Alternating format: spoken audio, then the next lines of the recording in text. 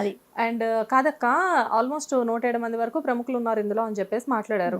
కానీ ఇంతమంది ఉన్నా కానీ ఎవరిని చేయని టార్గెట్ మీరు హేమ గారినే చేయడానికి రీజన్ ఏంటి? నాకు ఎవరున్నారు తెలిస్తే కదా అసలు. ఎందుకు? ఈవిడ ఉన్నారని చెప్తారు. ఎవరున్నారు? ఎవరు మీరు చెప్పండి 10 మంది పేర్లు. యాక్చువల్ గా మీరు 10 మంది పేర్లు చెప్పాలి. ఇప్పుడు నా వరుస గొక్క తిప్పకుండా 10 మంది పేర్లు చెప్తే నాకు మాట్లాడతాను. 10 మంది పేర్లు చెప్పలేను, నాకు తెలిసిన పేర్లు చెప్తాను. అక్కడ యాక్చువల్ గా కొంతమంది పేర్లు వచ్చినాయి. అంటే ఒక హీరో వచ్చారు, బట్ హీఈస్ నాట్, అంటే ఆయన కాదు అక్కడ. ఆయన చాలా స్టేట్మెంట్ క్లియర్ గా ఇచ్చారు. అండ్ అందులో ఒక యాంకర్ ఉన్నారు, ప్రముఖ యాంకర్. అండ్ ఇట్లా చాలా మంది. యాంకర్ ఎవరు? శ్యామల గారు. మీరు చూసారా? శ్యామల గారు ఉన్నారు అని చెప్తున్నారు. ఎవరు చెప్పారు? ఇప్పుడు హేమ గారు ఉన్నారని ఎవరు చెప్పారో? ఆవిడ హేమ గారి డ్రెస్ ఉంది, శ్యామల గారి డ్రెస్ ఫోటో కనిపించిందా మీకు? అంటే క్లియర్ గా ఏదో ఒకటి చూపెట్టారు, ఆవిడే శ్యామల అని చెప్తున్నారు కదా. కాదండి, ఇప్పుడు మిమ్మల్ని, ఇప్పుడు మీరు ఇక్కడ ఉన్నారు మా ఇంట్లో, మీ ఫోటో ఇప్పుడు డ్రెస్ ఉంది, మీరు సోషల్ మీడియాలో పెట్టిన ఫోటో తీసుకెళ్లి అక్కడ మాఫ్ చేయలేరంటారా? సేమ్ కదా అక్క, కదా. అలానే అవునా? అవునా? ఇప్పుడు ఇక్కడ అయితే ఇప్పుడు హేమ గారు మాట్లాడినప్పుడు హెయిర్ స్టైల్ చూసారా?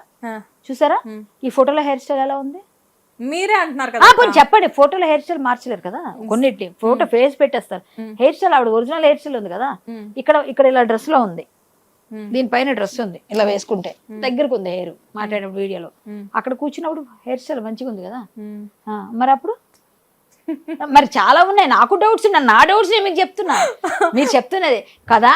అలా ఎప్పుడు మనం ఎవరిని అనలేము. ఆవిడ ఉన్నారన్నది చిన్నది కూడా లేకుండా రాదు, వచ్చింది కాబట్టి. ఆవిడ చేసిన తప్పు ఏంటంటే, ఆవిడ ఉన్నారు అంటే అందరిలాగే ఉన్నానండి, ఆవిడ ఎవరో అమ్మాయి చెప్తుంది, వెళ్ళామండి మేము పార్టీకి పిలిచారు, బర్త్డే పార్టీ వెళ్ళామని చెప్తే అది పద్ధతి. నేను లేను, నా మీద రూమర్ అని ఇంతకు ముందు ఒకసారి ఇట్లానే ఆవిడ గట్టిగా మాట్లాడారు. ఆవిడ నిజంగా లేకపోతే అంత గట్టిగా వచ్చి ఎవడరా నన్ను అన్నది రండి అని చెప్పి ఫైట్ చేసే మనిషి. గట్టిగా మీడియానే కదా అందరినీ గట్టిగా ఏకేసే. మరి ఎందుకు రావట్లేదు? 2 రోజులు 3 రోజులు ఎందుకు టైం మనకి? మరి ఆవిడ చెప్పొచ్చు కదా, డైరెక్ట్ గా చెప్పలేదు.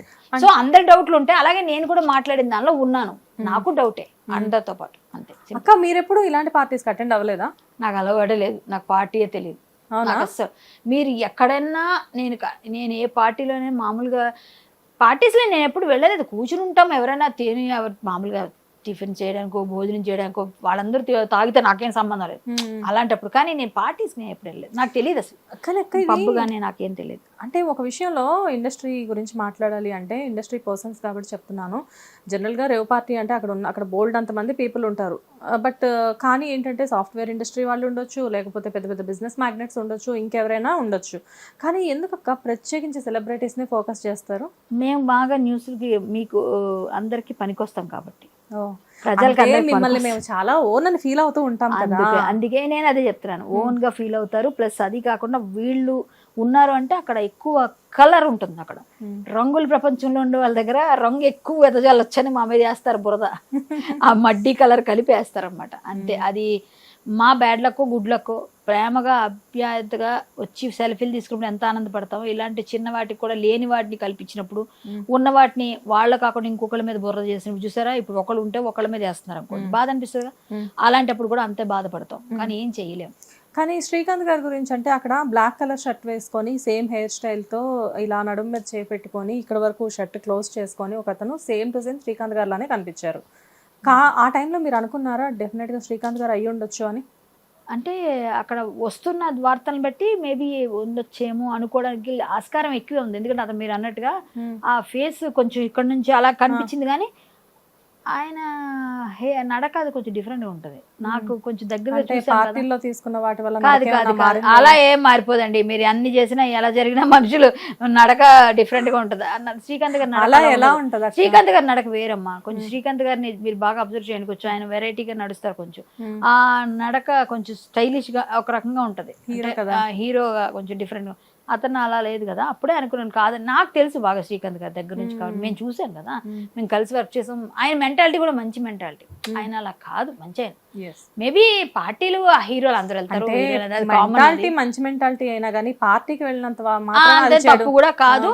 మెంటాలిటీ అంటే ఆయన ఈ డ్రగ్స్ తీసుకుంటారు నేను ఎక్స్పెక్ట్ చేయట్లేదు. మరి ఏమో నేను రాంగ్ అవ్వచ్చు, రైట్ అవ్వచ్చు, నాకు తెలియదు.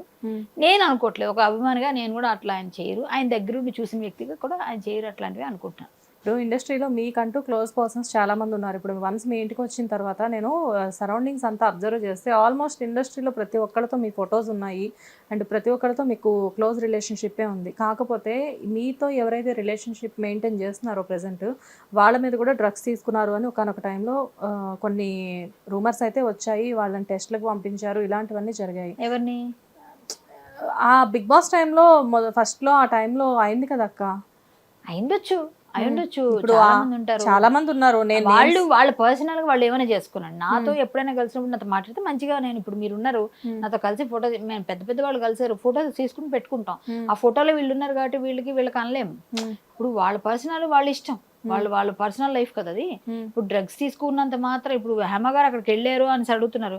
ఆవిడ పర్సనల్ పార్టీకి వెళ్ళారండి. ఆవిడ తీసుకుందా లేదా నిర్ధారణ అయిన తర్వాత మాట్లాడతాం మనం.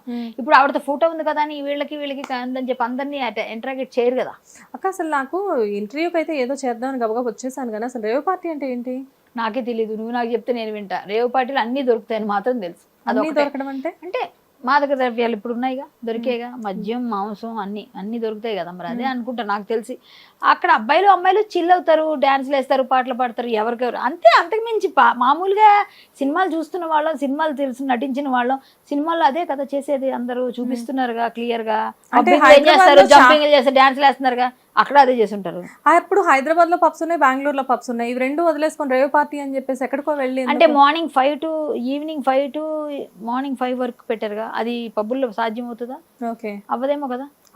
అది మేబీ అయి ఉండొచ్చు. అంత పెద్ద నాకు తెలియదు అది. అందుకే నాకు సంబంధమే లేదు, నాకు తెలియదు ఆ విషయాలు. సో దాన్ని నేను చేసి చెప్పలేను మీకు వివరించి అన్ని విధాలుగా. నేను ఎలా డిస్క్రైబ్ చేస్తాను దాని గురించి ఎలా చెప్పగలను నేను కదా. ఎందుకంటే నాకు తెలియదు, నేను ఎప్పుడు టచ్ చేయలేదు, ఎప్పుడు నేను దానిలో ఎంటర్ అవ్వలేదు. సో దానిలో ఏమవుతుందో, ఎప్పుడు వెళ్తారు, ఎప్పుడు చెప్తుంది టీవీలో చూసిందే నాలెడ్జ్ తోనే మీకు చెప్తున్నాను నేను, విన్నది అంతే. నాకు తెలియదు, నేను ఎలా చెప్తాను.